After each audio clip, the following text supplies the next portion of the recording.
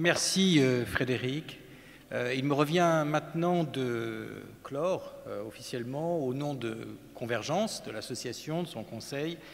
de tous ceux qui ont contribué à l'organisation de ces 3 jours de débat, donc ce 8e forum, et d'essayer d'en capter quelques mots d'ambiance, ce qui est bien difficile quand on considère le nombre d'événements que nous avons eus, le nombre de sessions et aussi le nombre d'échanges qui sont déroulés entre les uns et les autres au cours de ces trois derniers jours. Et en écoutant tout à l'heure le commissaire Moscovici, je l'entendais dire que, au fond, ce que nous avions à offrir au monde pour contribuer à la résolution de ces problèmes, c'était nous-mêmes, l'Europe. Mais cette Europe, au fond, sa meilleure définition, c'est effectivement, comme il l'a lui-même suggéré, l'humanisme. Et cet humanisme, nous en avons, je crois, infiniment besoin aujourd'hui, et c'est cet humanisme que j'ai entendu s'exprimer tout au long de ces 3 jours de débat. Nous en avons besoin parce que, au fond, après quelques brèves années d'illusion et de naïveté, en tout cas pour certains d'entre nous, après la chute du mur de Berlin, nous avons pu croire que la globalisation serait la fin de l'histoire, la globalisation de la raison. En fait, nous avons vu aussi cette globalisation se transformer progressivement dans la globalisation des terreurs, la globalisation des angoisses, et se répandre une forme de chaos, celui de la gouvernance mondiale, mais aussi celui de l'économie, celui d'une finance excessivement débridée, celui des inégalités croissantes. Et au fur et à mesure que les années passaient, au fond, l'ampleur des défis collectifs auxquels nous sommes affrontés a paru s'accroître et devenir en quelque sorte hors de tout contrôle, et en tout cas hors de contrôle des seuls gouvernements, hors de contrôle d'institutions, dans un monde qui n'a pas de gouvernement planétaire, qui n'a pas de parlement planétaire, qui n'a pas de la possibilité de décider à son échelle globale de la manière dont il veut et il peut traiter ces défis.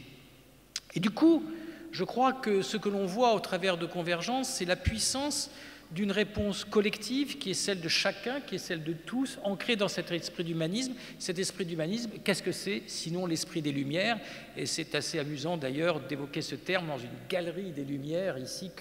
qu'est cette grande salle de la mairie de Paris. Et ce que j'ai entendu au cours de ces 3 jours, c'est ce dialogue, pour reprendre une remarque malicieuse d'un de nos intervenants, entre la lumière et les lumières, entre la façon dont le développement économique qui doit apporter la lumière à chacun sur cette planète où tant de centaines de millions de personnes en sont dépourvues, cette lumière peut apporter l'éducation, la culture, l'enrichissement personnel et aussi la démocratie. Les conditions matérielles du développement créent aussi celles de l'épanouissement, y compris politique. La lumière crée les lumières. Mais nous avons besoin des lumières pour apporter la lumière, et cela nous l'avons vu à chaque instant de ce forum, car c'est du raisonnement, c'est du dialogue, c'est du respect de l'autre, c'est de la raison aussi qu'apporte cette philosophie des Lumières, que dépend la possibilité d'apporter la lumière à chacun sur cette planète et de sortir chacun de la pauvreté, et en particulier de la pauvreté extrême. Ce que j'ai vu aussi au travers de ces 3 jours, c'est que, au fond, cet agenda des Lumières, qui est celui de la lumière et des Lumières, qui est devenu celui de Convergence, s'exprime à travers une sorte de progression constante de ce qu'était notre ambition de départ, il y a 8 ans, cette ambition de rassemblement. Et aujourd'hui, ce dont nous pouvons parler au cours de ces 3 jours de débat, c'est d'une sorte de convergence au cube, d'une triple convergence dont chacun parle, avec laquelle chacun essaie de se coltiner. C'est la convergence des agendas, tout le monde l'a répété. Nous sommes à un moment où nous devons faire converger l'agenda du climat, l'agenda de la pauvreté, l'agenda de la lutte contre l'exclusion, l'agenda de la lutte contre la pauvreté, l'agenda de la lutte contre le réchauffement climatique. Donc le triple zéro, qui est notre mot d'ordre de cette année, il exprime d'une façon encore plus forte que les objectifs du développement qui demeurent notre socle fondateur, notre socle philosophique, cette ambition de rassemblement de l'ensemble des agendas. Le triple zéro,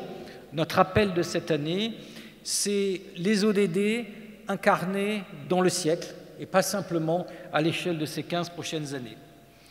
C'est donc une convergence d'agenda, mais c'est une convergence des horizons. Ce que nous avons vu tout au long des débats, c'est la nécessité de faire se rassembler le long terme et le court terme, l'humanitaire et le développement, le sociétal et le financier, des termes qui ont des rythmes de progression différents, parfois contradictoires et parfois conflictuels. Oui, nous avons besoin de décennies pour arriver à la lutte finale, pour ne pas faire de référence politique, puisqu'on a beaucoup parlé de référence papale, il est agréable à Convergence d'introduire une référence culturelle différente. Mais oui, nous avons besoin de décennies pour arriver au bout de la lutte finale contre l'exclusion, mais la lutte contre l'exclusion, elle commence aujourd'hui et maintenant à travers la question de l'accueil des réfugiés politiques. Donc comment faire converger ces termes? Comment progresser de manière cohérente à travers les tensions qu'il nous évoque? Cet agenda, nous l'avons débattu à longueur de session aujourd'hui. Et puis, c'est l'agenda des acteurs, ce troisième agenda, agenda des convergences des agendas, convergence des horizons, convergence des acteurs. Ça, c'est un agenda, je dirais, historique de notre mouvement. Comment amener les acteurs des différents univers à rester eux-mêmes et à l'intérieur de ce que chacun fait de son identité, contribuer à des objectifs d'intérêt général, à nos enjeux collectifs, mais comment aussi amener chacun de ces acteurs à dépasser son silo, à s'adresser à ceux qui sont différents, à accepter de regarder les expériences des autres, pas simplement pour se fertiliser mutuellement, mais aussi pour accroître l'efficacité collective et arriver à travailler ensemble. Nous n'avons jamais appelé à Convergence à mélanger les identités. Nous n'avons jamais ni appelé les entreprises à se transformer en ONG et cru qu'ils pourraient le faire, ni les ONG à se transformer en entreprises ou en acteurs à but lucratif. Chacun est à sa place, chacun a un rôle, mais aussi chacun peut et doit pouvoir travailler avec les autres. Et là encore, nous avons vu tout au long de ces débats que cet agenda n'était pas évident, que les barrières culturelles restaient importantes, que les difficultés organisationnelles et pratiques pour collaborer étaient importantes. Donc, un agenda de convergence au cube, un triple agenda pour le triple zéro, c'est ce que je pourrais appeler le 3.0 de l'action collective. Nous sommes rentrés dans un monde radicalement différent de l'action collective parce que les défis sont 100 fois plus importants qu'ils étaient il y a 30 ans, gardons le chiffre 3, parce que l'ampleur, parce que les urgences sont 3 fois plus importantes qu'il y a 30 ans, et parce que nous avons 3 fois plus d'habitants sur cette planète nous aurons 3 fois plus d'habitants de cette planète en 2050 qu'il y a 30 ans, à nourrir, rendre heureux, parce que notre objectif collectif, ce n'est pas simplement de satisfaire des ambitions matérielles, mais de satisfaire nos âmes, nos cœurs, nos esprits. Nous savons que ce 3.0 de l'action collective est tout sauf évident. Nous n'allons pas, et là aussi l'ampleur des problèmes qui ont été évoqués autour de ces 3 jours, nous n'allons pas résoudre ces problèmes d'eux-mêmes, avec facilité, comme s'il s'agissait d'une promenade de santé. Et du coup, pour reprendre aussi une interpellation de Frédéric, plus tôt dans la semaine, il n'y a pas d'autre voie pour nous que de mettre, pour résoudre ces défis, l'innovation sociétale et l'innovation technologique au cœur de notre démarche. Nous devons inventer chaque jour des modèles économiques, des modèles technologiques, des modèles institutionnels, des politiques plus intelligentes. Et cette innovation, c'est aussi, je crois, ce regard dans l'innovation, cette capacité, cette envie de transformer nos façons de faire comme nos façons de penser, c'est une marque de notre mouvement. C'est une exigence, ce n'est pas une valeur en soi, c'est une exigence qui est rendue incontournable par les défis auxquels nous sommes confrontés. Mais nous n'avons pas besoin que d'innovation sociale et technologique, nous avons besoin de moyens. Il ne faut pas se faire d'illusions. L'argent mène aussi le monde, il le mène dans la sphère privée, il le mène aussi dans la sphère publique.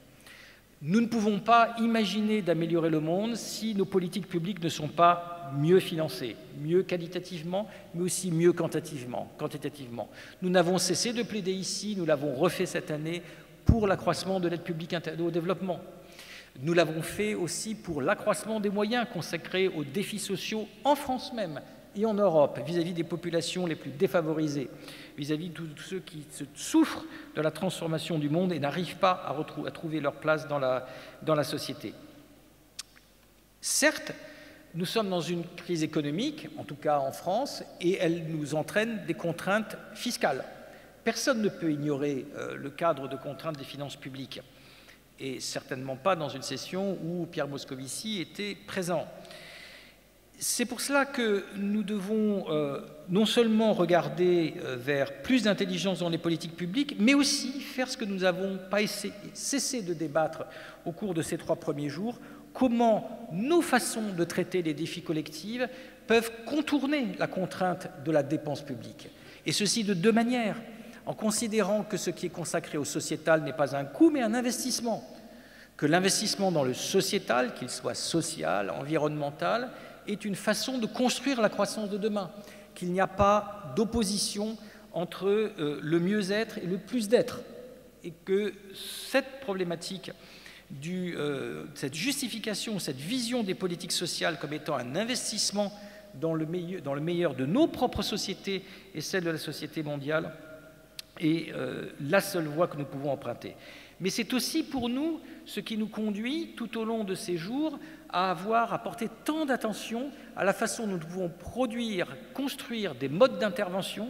qui aient des modèles économiques, qui puissent s'affranchir des subventions, qui puissent avoir une soutenabilité financière propre et qui peuvent d'une certaine manière générer eux-mêmes de la croissance économique. C'est pour cela que nous avons tant d'intérêt au sein de Convergence porté aux problématiques de l'économie sociale et solidaire, que nous nous intéressons tant aux modèles économiques innovants. Mais c'est aussi pour cela que nous sommes tellement intéressés par la façon dont le monde des entreprises se transforme.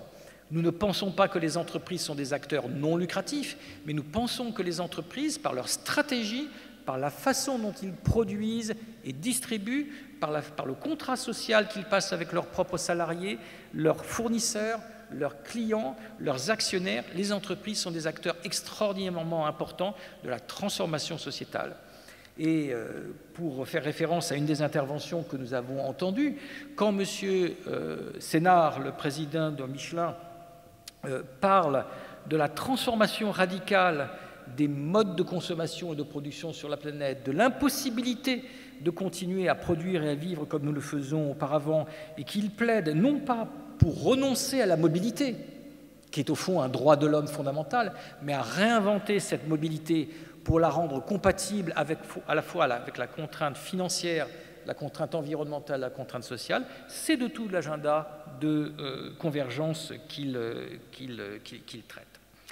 Alors, chers amis, je crois qu'il est temps, en conclusion, de relancer à nouveau cet appel par lequel Frédéric a ouvert notre session, notre 8e session, il y a 3 jours, cet appel pour cet agenda du triple zéro,